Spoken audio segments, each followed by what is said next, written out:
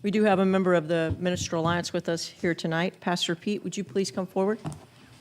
Yes, ma'am. Father, we want to thank you for this group here. We want to thank you for the night. And while I'm at, I think about the heat. Thank you for heat. And I do thank you for, we have different groups here. And they play such a big part in leading in our community and so many different capacities to make this place a better place to live, and reaching out and touching and helping a lot of people. And we got a new year ahead of us, and we just ask that you would guide each and every group here that's represented here tonight, and in this meeting, the decisions that they have to make, and also as other leaders go back to their group, that you would lead them and bless them, give them wisdom from above. And that truly this would be a great year, this new year that you've given us. And we ask it in Jesus' name. Amen. Amen. Please join me for the Pledge of Allegiance. I pledge allegiance to the flag of the United States of America and to the republic for which it stands, one nation, under God, indivisible, with liberty and justice for all.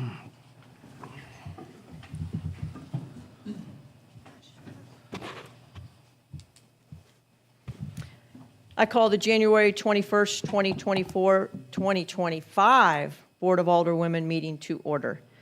City Clerk, would you please call the roll? Kelly Netto. Here. Melissa Johnson. Rachel Kilmer.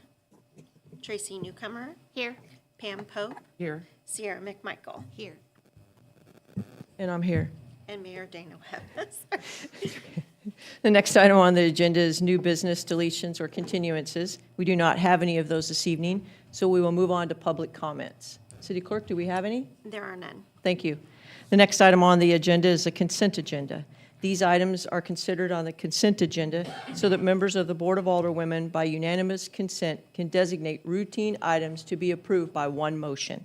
Tonight, we have approval of the December 16th, 2024 Board of Alderwomen meeting minutes, expenditures through January 16th, 2025, December 2024 financial statement, and the semi-annual summary of cash and fund balance for publication.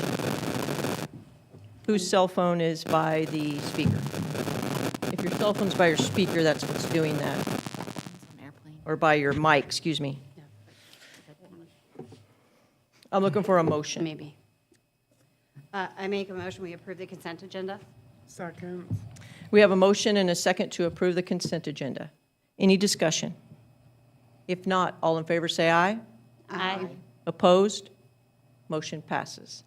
The next item on the agenda is unfinished business. We do not have any unfinished business tonight, so we will move on to new business.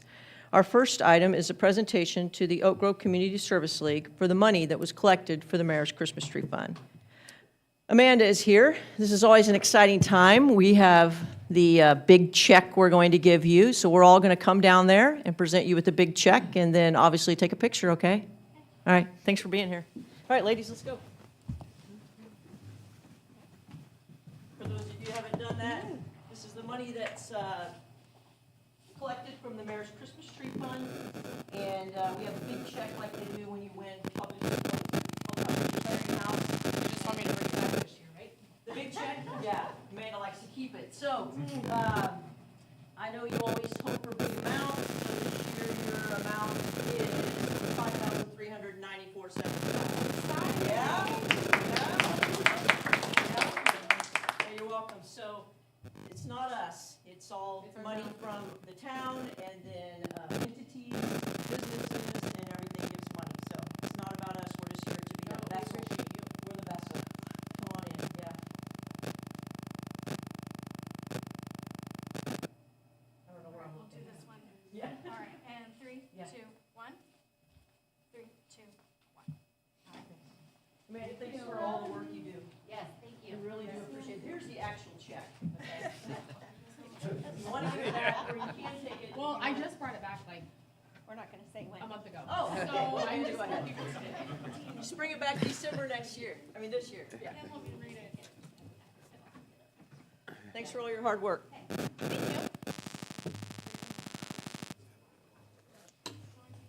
That's a good way to start a meeting. Give away money. Next item on the agenda is discussion, consideration, and possible action regarding streetlights. Corey?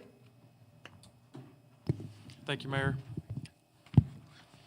Yeah, so we finally received the design plan back from Evergy regarding the installation of 6 new lights for Phase 1 of Rustic Heights. As with any new development, bringing to the board for approval to proceed with scheduling the installation of those 6 streetlights. Phase 2 will follow. They weren't able to design anything yet as the power at the time hadn't been installed yet. So, and the developer, as previous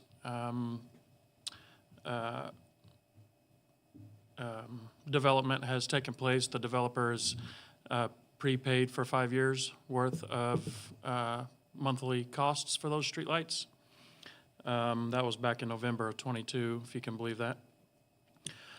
This will increase our monthly light bill $246.32 per month.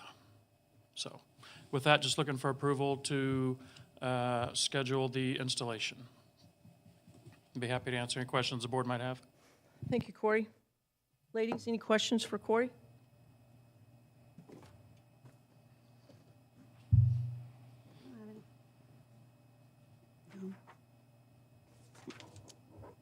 Is that a motion?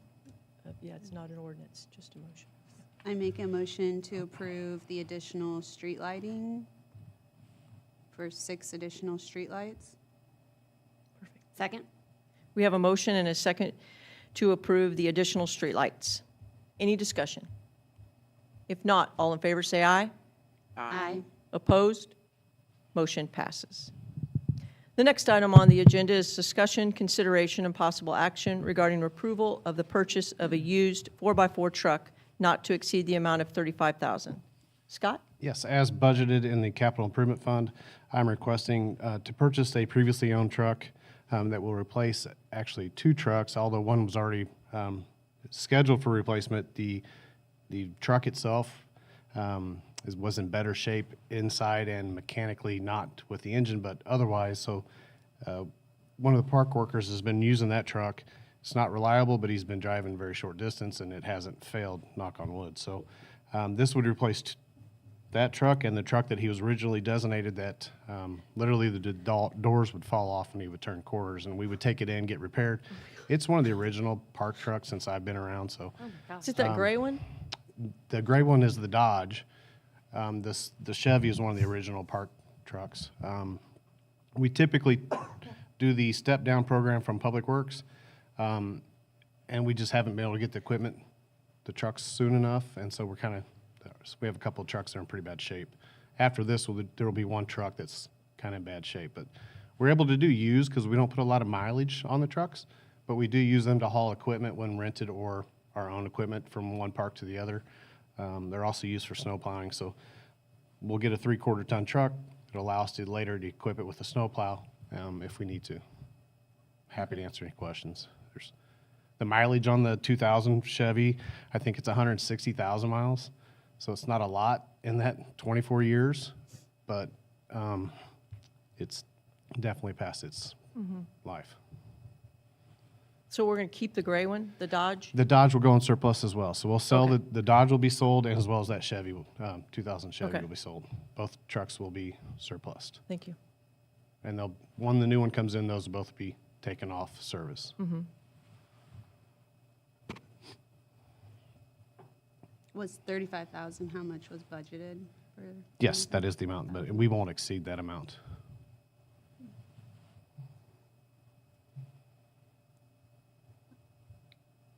I make a motion that we approve the purchase of a truck not to exceed the amount of $35,000. Second.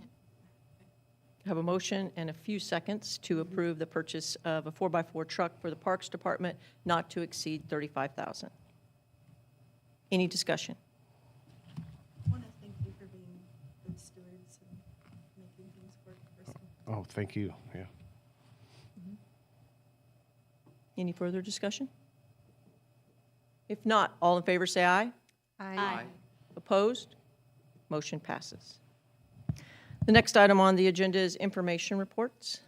Matt, do you have one? You haven't got to speak tonight. Yes. No report, thank you, Mayor. Jackson, do you have one? No report, Mayor. All right, thank you. Chief? No report. If I may, though, I wish to thank the city for its donation of a flower from my mother's services. It made for a very beautiful setting, and it was a great day with family and friends, and I just want to say thank you. You're welcome. I need to back up. Where's Mark? He's at a quarterly meeting that he Okay, chairs. just checking. No No weather tornadoes out emergency. there, nothing. Just, I'm going to ask this every time. You should just tell me when it's your time. A blizzard somewhere, okay. All right, we're all good now. I can breathe. Corey? No report, thank you, Mayor. Kim? Scott? I'll just report that the master plan is close to being finalized and before the Board of Aldermen soon. It depends on if the park board has any revisions that they would like to make. Other than that, I have no report. Okay. Kelly? No report. Melissa? I also wanted to thank everyone for the flowers for my father's passing. It was very much appreciated.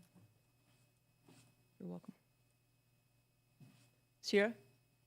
No, but I just want to thank city staff, Corey, and everyone who handled our snowmageddon and clearing our streets. And I'm sure I was getting emails that you guys were out there all the time. So I just want to say thank you guys. Yeah. I was able to drive to work, unfortunately, but didn't get to work from home. They were that good. Yeah, it was good. That's all. Tracy, Scott kind of told a little bit, but do you want to give, that's okay. Since you're the park board liaison, would you like to give any report from the last meeting? Our last meeting, Landworks presented the final for the master plan, and they have emailed it out to the park board, so we're all reviewing it. Reviews are supposed to be on by the 27th, and hopefully it all goes well. Good. Which would come back to here by the second meeting of February, probably? Maybe? Okay, As long as there was no major Right. changes, then it would, correct. perfect. Okay. Anything else? Pam? No report. All right. Well, I actually have several things to talk about. It's a good thing the meeting was short tonight. So first, I'd like to talk about, in 2024, we had some discussions during the codes meeting about a few things. And so I can see Matt's getting his pen out. That's good. So I'd like to bring this up as discussion and then possibly direct city staff back unless there's any objections from the ladies.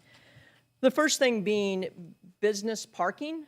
When a business applies for, a building in our town and they want to build a business, I don't know if any of you are aware, lots of times we don't turn them away, but they turn away from coming to Oak Grove because they have to have such a large volume of parking spaces, to build a new building and then so much concrete. Well, if you don't know me very well, I'm so against concrete. I'm more about landscape, trees, and things like that.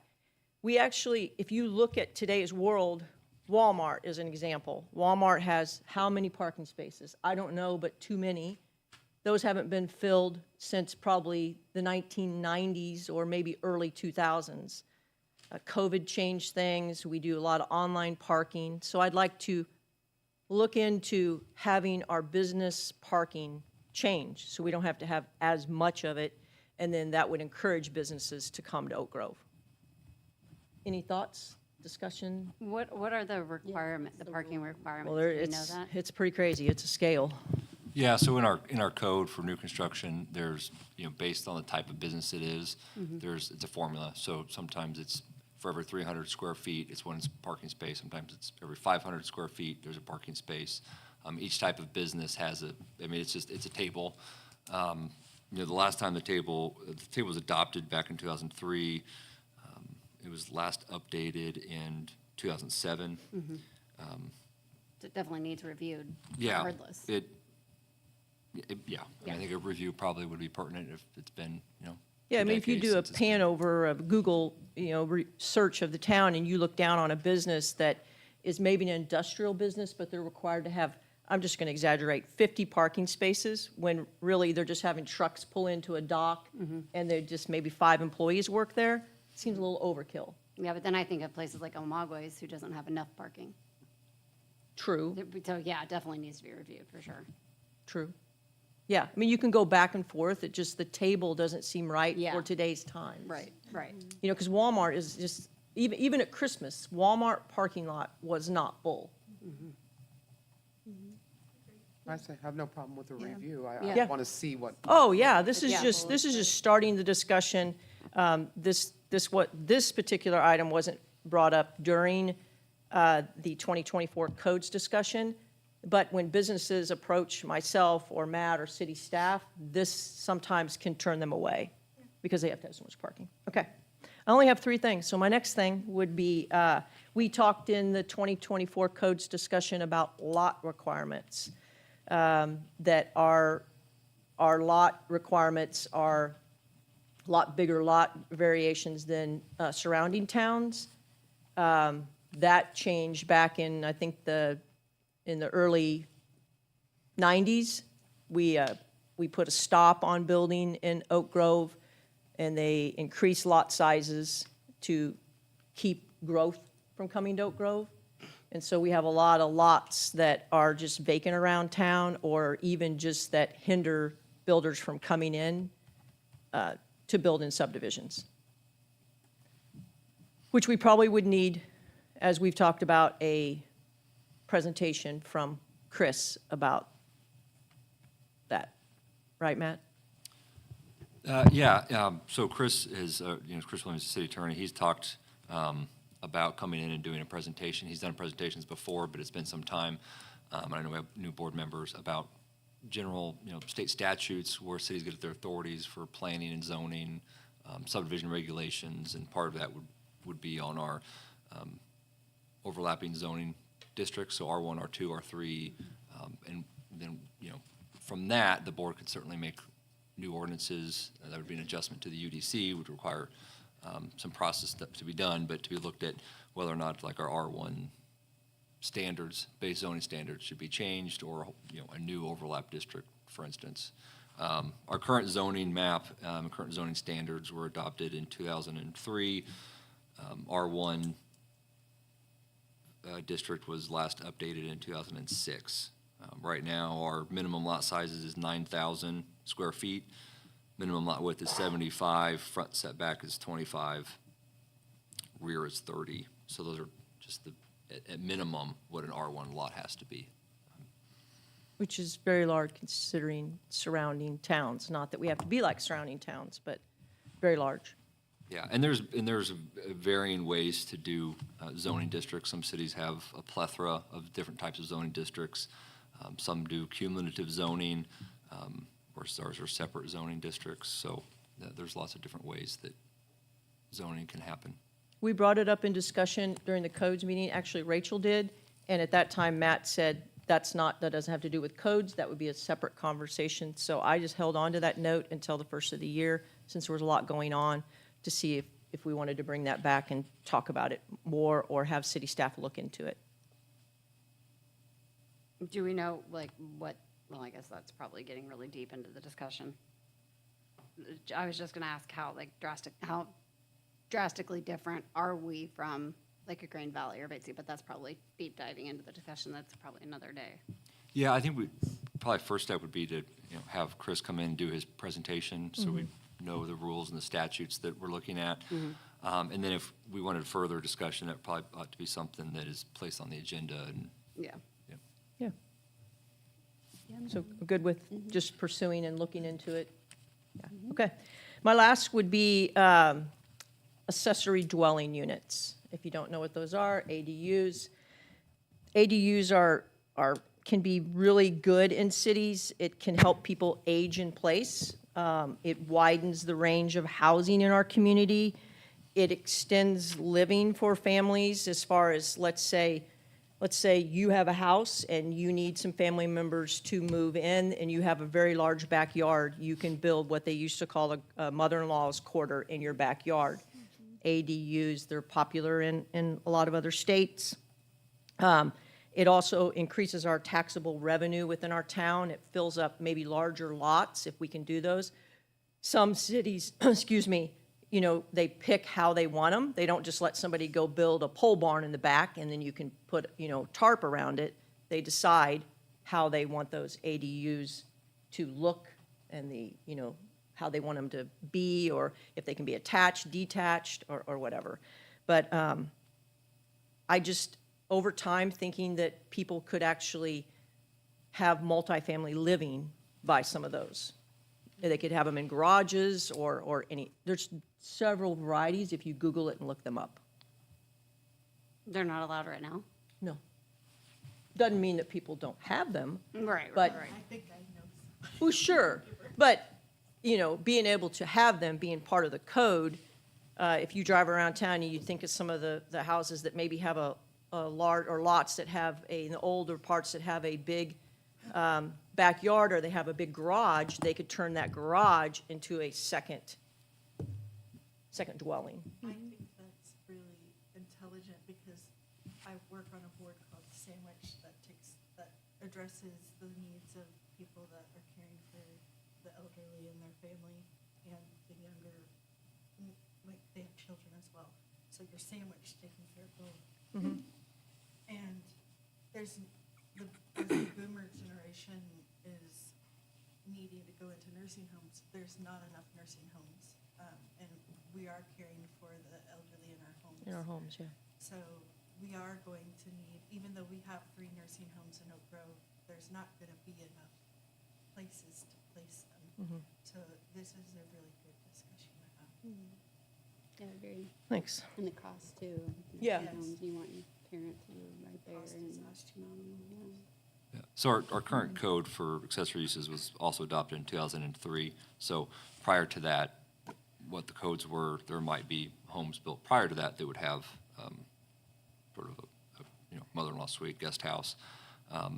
You are, by current code, allowed to build a guest house or guest room, but they can't have kitchen facilities Right. or other things that would make them a permanent occupancy house. So you can use a separate building for the occasional housing of guests of the of the principal building. But that's not necessarily the same thing as a full ADU. No, right. ADU would have the kitchen and the bathroom and those things, yeah, yeah. It's just, as I process thinking of our future of our town and a lot of the decisions that you ladies make or that you vote on, you may not see the results of them for years. This would be something that would be generational families would be able to house together or come back and you know, continue to live in the town and utilize space and have that taxable revenue that would stay in some of the you know, areas that we could do that. So, yeah. I'm down. Sierra's down, okay. There's- All right, those are my 3 big things. I just have spent a lot of time thinking of different things that we can do. I know someone will say to me, well, what do other cities do?